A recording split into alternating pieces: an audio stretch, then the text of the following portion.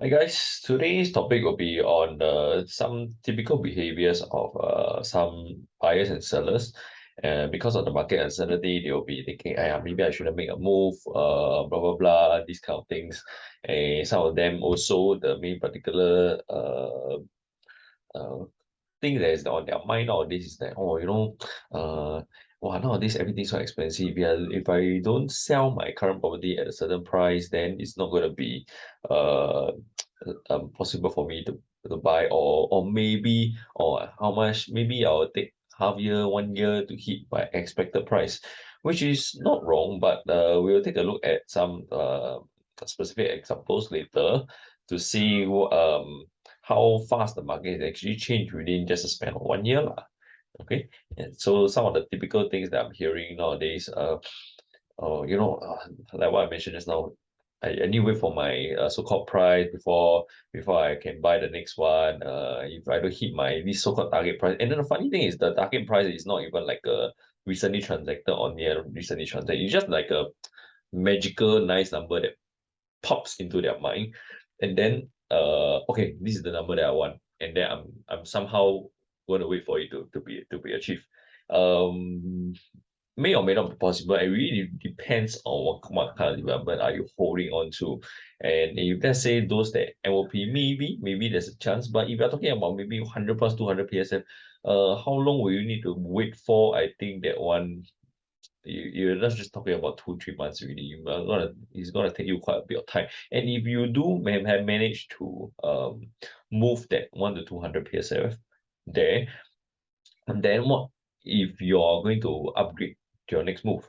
Will it be just maybe the unit that you've been looking at, maybe it has went up by more than that, or worse still, maybe the unit has been gone. So that is something that we may have to think about. And some people are thinking, in this market there's so limited supply. All those things that are left are like not the good units one. So that's why I should wait. Okay, it's not, there's absolutely no wrong in waiting. You can wait. But the problem is, what are you waiting for? That's the thing. You need to be very clear what you're waiting for. And you are waiting for a so-called brand new launch where there is a typical balloting system, then I would say your chances or your risk relevant your risk level is going to be very high, because when you go for a ballot system, most of the time, let's think about it, maybe the upcoming unit is like 300 400, and then if it's a good development, chances of it receiving more than 1,000 checks is going to be very high. That means if let's say like for example, I think they collected 1,005, and then they only had 300 units. That means they only 1 in 5 actually made it. Okay, so was there an element of luck? I think definitely there is going to be quite a big element of luck, unless you are going to be doing bulk purchase, and you got direct family going to buy together, then that could be a different thing lah. But how many of us actually can afford or have the ability to do that? Okay, and then there's the other thing, some this one is a very common thing lah. Every time we have people looking, or the next shiny new thing is gonna be the best, it's gonna be the good one coming, because the typical word is on the street is that, all the new launch buy sure make money one. It's like, some people say, buy watch, I'll buy from the authorized retailer, is gonna be the big money. I'm not an expert in watches, so maybe some truth in that. But also at the same time, when it comes to property, I think this is something that is definitely not correct. Later we'll have a look at some of the charts about this. So disclaimer, whatever I share today, just based on my point of view and my own experiences, so it doesn't represent anybody else. And therefore, please do your due diligence before you make any move. Okay, and when in doubt, please seek some professional advice. Okay, before I address the first point, I think maybe I should share a little bit on my own journey. I upgraded from my own HDB to private for investment. Whether I'm going to stay there next time, it really depends. But the main goal, my main priority, made it very clear to my wife that this is just a pure investment vehicle. But pure investment vehicle doesn't mean that you die there must rent out. You can stay there because maybe if I take care of the house, maybe the value would have been much higher. And that's why it really depends on what kind of ways are you going to enhance the value of your place so that you can yield the maximum returns. And at the same time, how are you going to balance with a little bit of the emotional aspects? Because definitely nowadays when we buy houses, it's going to be involving a little bit of emotional, especially if there is a component of you staying somewhere along the road. You may or may not be staying throughout the way, but all this requires a lot of planning. So why am I sharing this today? Because I think this is an example of what I'm saying right now is an example of why the first point can be addressed through my own example. Okay, let's see. Okay, so mine was a HDB 4 room, and I sold it in the second half of last year, and now we're in the second half of this year. So I sold it for today is August, so maybe just above 1 year. Uh, and throughout this 1 year, I would say maybe if I look at the caveat transactions, maybe it has went up by about 50 to 60K, which is quite a lot. I think it was almost like a 10% of the value of the flat. And now that I look back, wow, when I look at the caveat, imagine what was my reaction. I think definitely the reaction was like this. You want to flip table, wow, it has went up so much. I expected it to go up, but at the same time, I knew that I was going to be going for another unit, and it was a typical upgrade, and that's why I needed to make move fast in case the unit that I wanted will be snatched, will be taken away lah, and hence I had to let go at a good price, and I think honestly I let go at a good price really because the last transacted it was 60K above. I mean my sale price was 60K above the last transacted, and that happened less than 1 year ago. And definitely, and the best part is my unit has a west sun. I think which I shared earlier in some of the videos before that my unit has a west sun. The other unit doesn't have the west sun, and I managed to sell higher than that. And okay, so but I'm not going to be talking about that. Then that's why when I saw this, the bigger reaction is to almost flip the table. But after that, when I think about it, it's actually not too bad because within the same period of time, after I offloaded my HDB and then I went to the investment property, within the same period of time, my investment property has went up by this amount. I estimated. Of course, nothing is set in stone yet because I cannot sell due to seller stamp duty, which I'm not in a rush to sell, and I'm looking for it to grow more. And now that I look back, yes, I may have lost out on that 60K gain, but over here, did I actually made up for more than the 60K gain? So you can see there's a rather a proportional increase in the paper gain, because this upgrade is obviously of a much higher quantum versus a 600 plus K property in the previous one, and hence the percentage gain may be a bit of the same, but the problem is the actual quantum turns out to be a lot bigger, and hence that's why if you look at my case as an example, would it be ideal for me to hold on for that so-called higher price? If let's say maybe I'm selling at let's say 700K today, I managed to hit 700K, but if I lose this unit, will I be able to and then even if I do get this unit, assuming this unit is available right now, and then I do get to lay my hands on it, will it be worth it to gain that 60K and then pay 150K to 200K more for this unit? I think the answer is very obvious.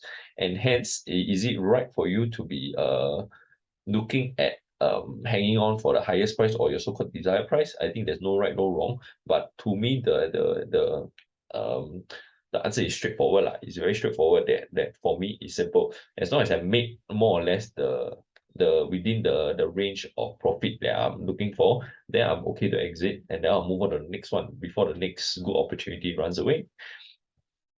Okay, and then so if you look back at this, when I look at this HDB losing that 60K again, I think it's painful. But I look at the bigger picture where my next step is, now I feel better. Okay, this could actually apply to some of you who may be in the current who your current situation may be the same. So therefore, I think this one kind of solves the at least I put up my answer for this question lah. So I think let's not be talking too much about that. And definitely for you, whether is it going to be your answer is going to be different. It really depends on the market momentum. If the market is moving up, and assuming the market is moving up, and then if your aim is to downgrade, then maybe you may want to hold on because they're assuming these two properties that you're looking at, you are looking to offload and then buy a smaller one. Because example, you're looking to offload your 5 room or your EC and you're going to downgrade to a 3 room or a 4 room. And assuming you're waiting for the 60K gain, and assuming that the market is still in your favor, then with that 60K extra gain, maybe the other one, your next move would have gained a little bit more, maybe you gain 30K, but you gain a net 30K, which in this case is in your favor. And that's why in such case where you're talking about downgrading, maybe it would have been a better choice for you to wait. But on the other hand, like what we've seen just now, if you're talking about upgrading case where you're going to be buying something that's of a much higher quantum, then it may work against you because if I think definitely come on lah. I mean, if somebody is looking at buying selling property, who wouldn't want to sell at the highest price, right? I think it's very, very commonsensical. But it really takes a lot of logic. It really takes a lot of guts for somebody to be logical to tell themselves that, hey, I just make most of the profits can already. I don't need to eat a whole entire pie so that I can make it in time for the next ship, for the next boat, so that I can hop onto it and then sail off for the next investment journey. And then so in the same case, is it worth getting the 60K and then ending up to pay 150 to 200K more? And then eventually you realize that you may be priced out of the market because maybe yes, this may be a down payment for the next phase, but will your loan be able to support, especially those people your TDSR is bordering at the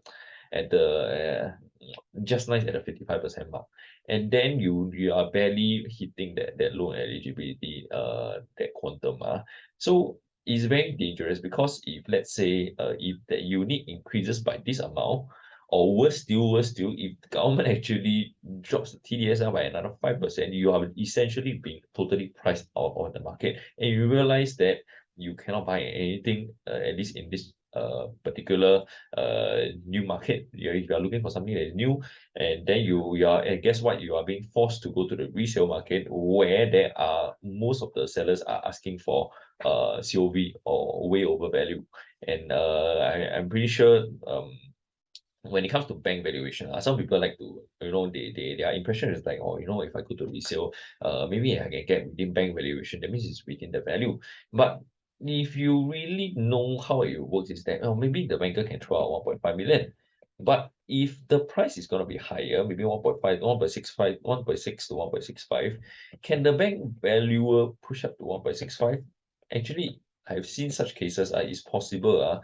But does this actually reflect the true value? To me, the true value is actually this. But because the bank is willing to match due to maybe high transaction volume, or there is a recently transacted unit around that region, that price, and hence they are able to enhance to that level. But to me, maybe the value is actually just 1.5. So are you actually getting a good bargain by not so-called paying actual COV, but in value sense, you are actually paying 150K extra? So is that actually a good bargain for you? But to get this and then end up to pay 150K over the other side, I think this is quite a no-brainer lah. And then like what I mentioned, worse still, even if you're not priced out of the market, the worst part is you see something like this. Next time, if you really go to a show flat, they realize that, hey, jialat, I see the show flat sold, all the units that I want sold. Then what am I going to do? Wait for the new one, no? And then next wait for the next one. Lor. And then we go to the same thing over and over again, or balloting. You know, some people like me okay, I always had very, very, very bad luck when it comes to balloting. I always have some of the worst luck when it comes to balloting. Last time when I tried to ballot for BTO, also both times also failed very badly. Maybe sometimes I went for with my client one time. Wow, it was also very, very bad when it comes to balloting. Okay, so not all the time lah.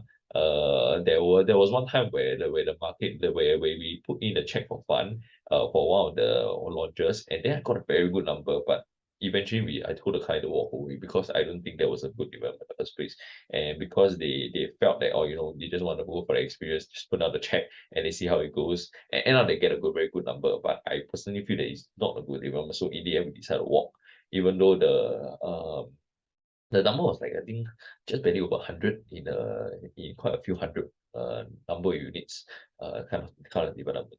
Okay, so would you want to subject your investment to that element of luck? I think that is something that you may have to think about. Okay, and then this is the typical scene of the ballot day, and just because it's brand new, just because it just came out or launched and there's a lot of hype around it, everyone is talking about it, doesn't and it's glittering like crazy, doesn't mean that it's always gold. Because if you take a look at some of the charts, okay, all these are launches, all these five were launches, and then you can see for yourself, this green one, I'm not going to be naming the development because for confidentiality purposes, but you can see how uh, after launch, this guy actually went down. After that, finally recover in recent years. The one that actually got the best deal was actually here. So what kind of condition would have been to hit this kind? We really have to see.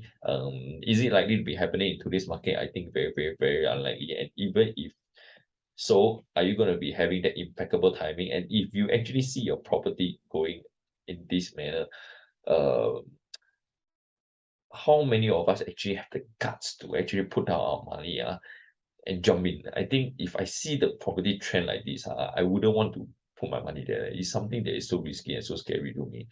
Okay, at least for myself, I'm not sure how many of you actually dare to do it. Maybe some, there will be people who do it, but majority of us, I think, especially those of you who are watching this channel, you have that concern. That's why you're watching this, and most likely you won't be uh interested to go into this kind of development. So same goes for this one, like blue came down, and then this one also came down. So does it mean that all new launches are actually good buys, are actually good investment? I think it's not like watches. From what I know, watches is like you buy from authorized retailer because it's so damn hard to queue, right? And that's why you get higher prices. I'm not exactly sure about that.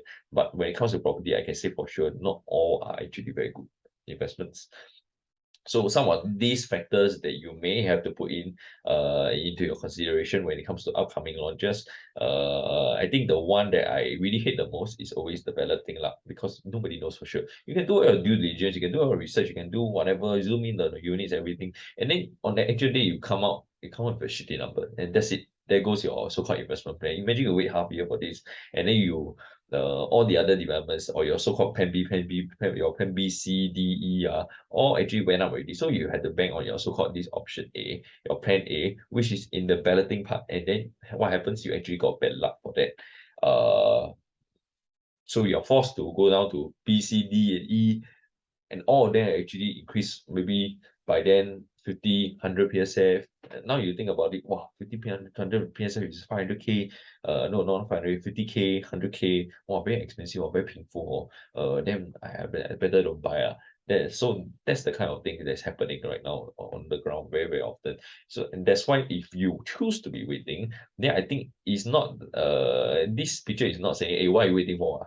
It's more of like a how sure are you that you are actually waiting for something that is worth your time?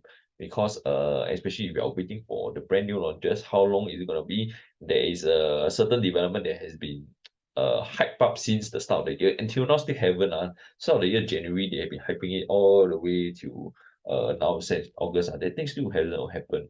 And maybe the developer is letting the market play into their hands now, because everything else is pushing up. Everything else is like, oh, launch so a large percentage, launch so a large percentage, launch so a large percentage. So maybe they are waiting for the market to push everything out in their favor, and they can sell higher.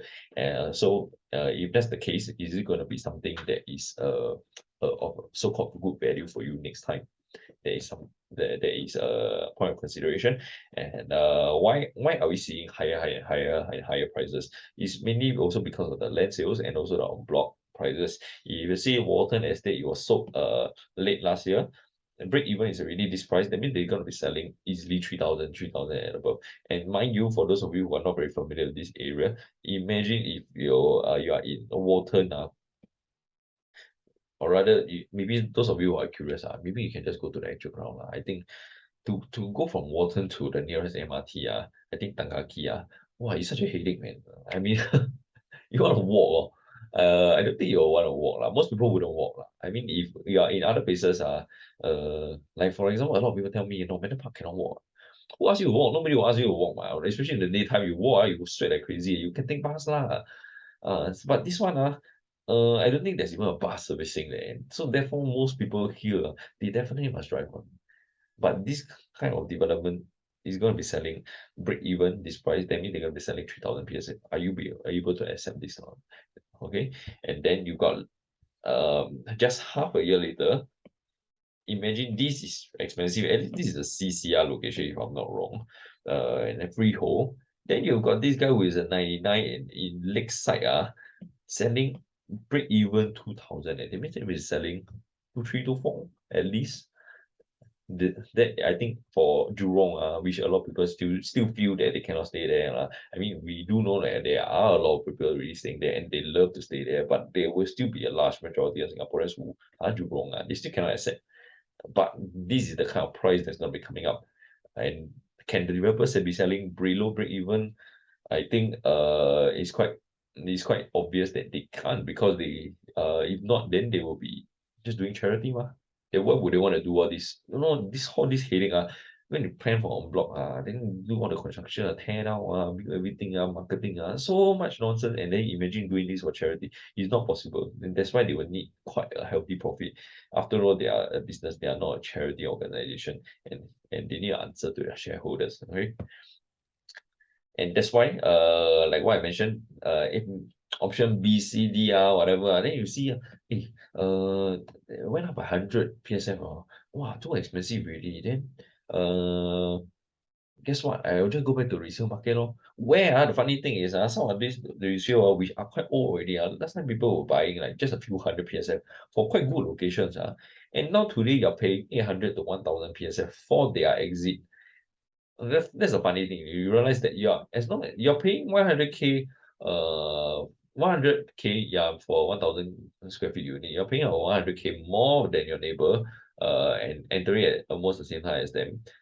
But this one, you're not willing to, but you're perfectly willing to pay 800K to $1 million for your own neighbor, or rather, not say neighbor, your the seller to exit and put cash in their pocket. So that's the funny thing that I don't really understand. You are not willing to give your neighbors the advantage, your new neighbors the advantage, but you're willing to give your old seller neighbor the superb advantage of 800 to 1,000 PSF. There is a big question mark I do have viewers, they actually end up going that route. I didn't recommend them. They themselves jump in, and then I think now they are probably feeling the brunt of it which at least I can simply say that I'm not the one who advise you. I did actually advise you against, but you choose to go against. You choose to go yourself, and that's why I think you got nobody to blame for that. Okay. I think okay. Why I threw in this chart? Because for those people who have been waiting, like what I mentioned, there's no wrong in waiting. There has been since 2017 when the open fever started, we've got people throwing. The government threw a cooling measure. People expect the market to crash, but the market did crash. Market actually stabilized for 2-3 quarters, and then went on an uptrend again. And mind you, this whole period of time between 1.8 to 1.9 was high interest period, which seems to be the common concern these days, but the problem is it didn't crash, it just stagnated, and then still went up, but it's more or less actually stagnated, not really because of the interest rate, but more of the increased ABSD and also the lowered LTV.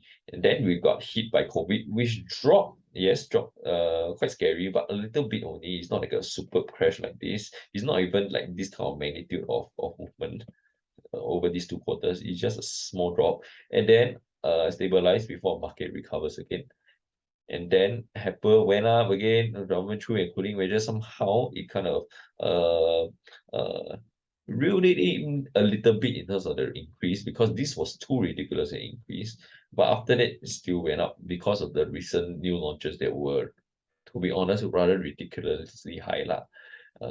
Especially some of the RCR developments. I think given that kind of address, or even RCR new prices are, I think for today's market it seems to be a little bit difficult for people to digest. But the problem is there are people who are still dying to make a purchase, and then they will just put their money down on anything that's shiny new things lah.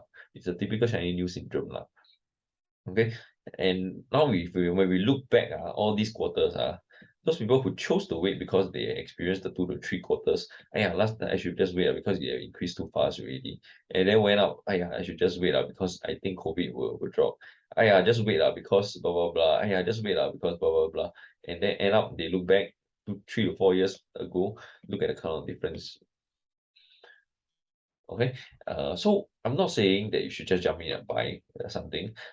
In fact, I would just say that the chances of you buying something wrong nowadays is going to be much higher. But as long as you do a due diligence, look at the history, what kind of property can outlast the market, what kind of property can actually outperform the market. Then, as long as you buy into something with the same characteristics, I really don't see why we cannot beat this. Even though you are so-called getting in the game a little bit later than some of your neighbors, I don't see why you wouldn't have an advantage over for the rest of the market. But because ultimately, how are we going to be benefiting? We are not going to be selling, most of the time, you are not going to be selling to your own neighbors. You're going to be selling to people that are outside. So as long as your development is going to be performing, then I don't see why people won't be interested to look at your development. And then there must be a attraction that is causing people to come in, future resale buyers come in and then pay your profits for you to exit property. Okay, so I like to think about this as like like somebody being trapped in the desert. Like, okay, so like what we are in this situation right now, we are in a situation where there is a lot of market uncertainty. So imagine we are like trapped in the desert. So yes, you can have 3 choices. You can choose to ride a trishaw, or maybe just a normal okay, not exactly normal lah, maybe just a normal SUV, Merc SUV, or you want to wait for a Lamborghini brand new to come to your rescue. Which one will you take? Okay, maybe you can ride this one lah, no problem lah, but how is it gonna be tough on you? Example, why am I throwing this? Because if let's say you choose to just hop on something, will you die of exhaustion before you actually reach your destination?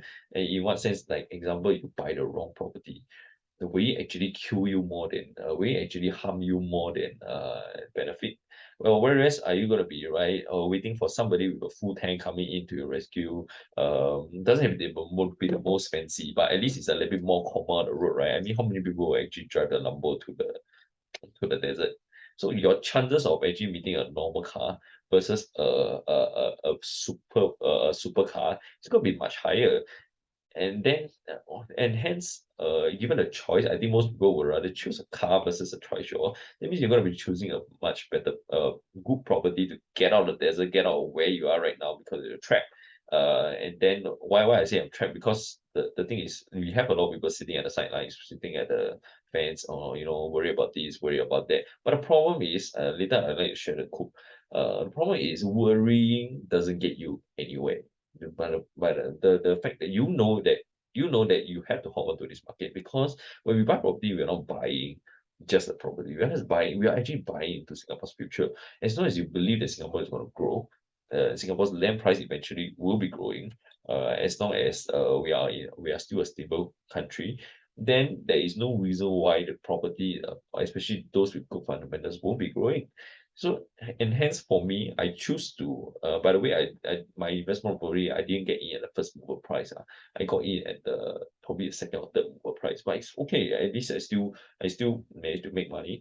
I don't have to eat a full pie, but at least I did most of the pie.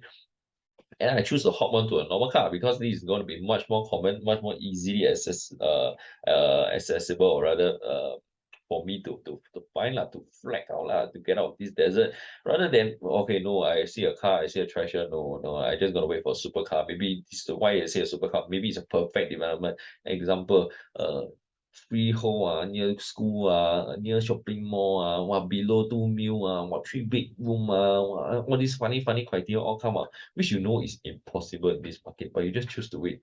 So will you be left in the desert? Okay, that is something for you guys to think about.